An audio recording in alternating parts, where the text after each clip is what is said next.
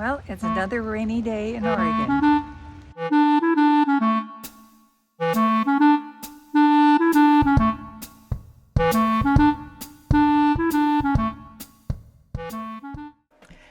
Welcome to my channel. After 27 years of exploring the open road full-time in my RV, I'm here to share the wisdom and experiences that I've gathered along the way to help you thrive in your own adventures.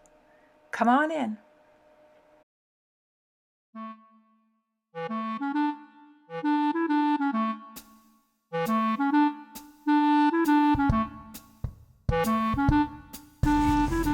For those of you who haven't been to the Pacific Northwest or are wanting to come here, I thought maybe that I'd give you a look at what it's like in the winter here. Now, we normally don't get snow. I'm in the southern part of Oregon on the west side of the Cascade Mountains. And it's normally wetter here. It's pretty dry in the summer, and we had a wonderful summer. It lasted into November. But then the rain started. And you can see the gray. And you see the brave people down in the little, this is a city RV park, and it's really sweet little park. But it's definitely wet. That is a swamp out there. It looks beautiful. You step into it, you'll go over your shoes in water. It has a nice little trail. It's got a yurt. Somebody wants to stay there. Nice little dump station if anybody's just passing through. But I thought maybe I'd give you this little look at Oregon in the winter.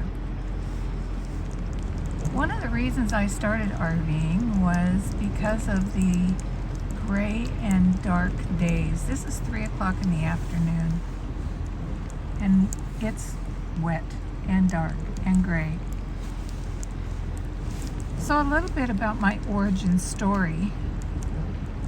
I was living in Washington on the western side, which is very much like this is. I was working all week. I'd go to work in the dark. I had about a half-hour drive to work. I'd work in a building that had darkened windows, and then I would drive home in the dark. And on Saturday I'd do yard work, and on Sunday I'd do housework, and that was my life. Well, children were out of school, in college. And one day I decided that I couldn't do it anymore. I just couldn't do the dark and the gray and the depression that comes with it. So I put in my notice at work. I put a sign on my house, and it sold within a month. And I bought an RV, and I left. I was 45 years old. I didn't have a retirement income. In fact, I didn't have any income except for what I had sold my house, and I thought, well, I could live off that for a while. And then I'd find work along the way, which I did, and I learned a lot about work camping. And if you want to know about work camping, go ahead and check my other videos out.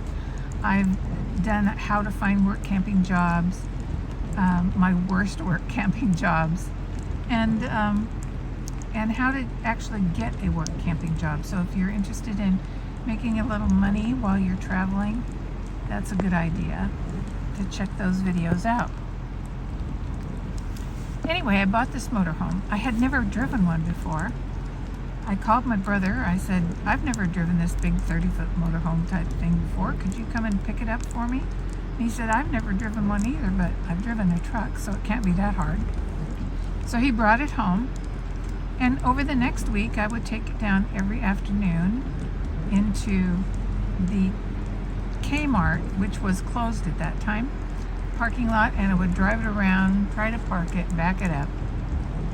And then I'd take it on the road, and the best tip I can do for a new person on the road is to tell you to pick a lane. Pick a lane and stay in it. Let the people go around you until you get comfortable driving whatever vehicle you've decided on. You don't need to weave in and out or pass or even keep up with traffic. Just get comfortable driving your rig. So the day came when I decided I would leave Washington and head for California, and it was November. I'd been on some online forums and I'd seen that Quartzsite was the place to go in the winter. So I headed for Quartzsite, Arizona, which was wonderful, by the way. A couple of nights before I got there, I stopped at an RV park, and in the hot tub, I met a woman who said, "Hey, I'm going to Quartzsite too, and I've found this singles group. Would you like to go?" And I said, I'm not interested in hooking up with anybody. And she says, "Well, I just want to check it out. Let's go look." And I said, fine. So we caravanned down there to Quartzsite, and we found this group called the WINS, the Wandering Individual Network. And I'll put a link to them below because they are an amazing group. They are single, but it's not like it's a singles group or a dating group or anything. These people are independent. They just like to have fun, and they like to have people to have fun with. And so in Quartzsite, we'd go out dancing, we'd go four-wheeling. If you didn't have a four-wheeler, that was fine. They'd just say, "Hey, we're going to meet at 8 o'clock in the morning, and just go out and whoever's parked out here, if they've got room, jump in their rig." We're all friendly, and that's how we make friends. So I went out, jumped in a rig, and had the best time. I had the best time. We'd go every morning. They'd open up they'd have a big ring around the fire. Someone would make a pot of coffee, and it was called Hugs and Mugs. And everybody get a hug and have a cup of coffee and decide what was going to go on for that day. Let's see, what do we do today? Well, some of us are going to go do laundry, and some of us are going to go out to Parker. Some of us are going to go to the casino. Just get with whatever group's going, and we'll meet back here at 4 o'clock. So we did that. We did that for about a week, and I traveled on and off with the WINS for a couple of years. But I can tell you, the minute that I hit the sunshine going from Oregon to California, I felt like I was walking 3 feet up in the air. I guess it was the freedom, the sunshine and the freedom, getting away from this depression and this depressive weather.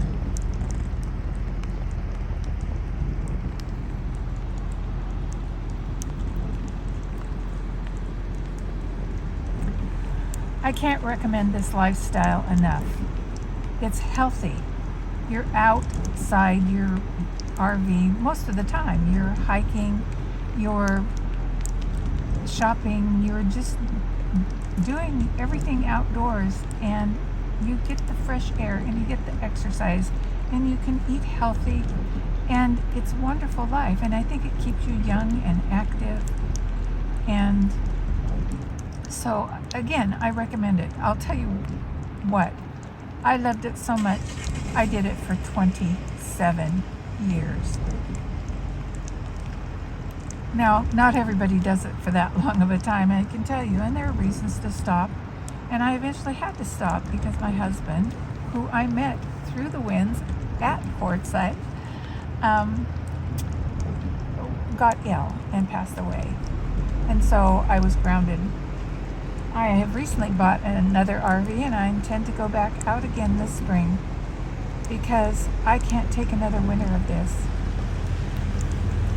So if you're thinking about spending time up here in the Pacific Northwest, know what you're getting into. And if you're in the Northwest and want to go south, I definitely recommend it. So anyway, happy trails, happy life, happy RVing. See you later. Bye-bye.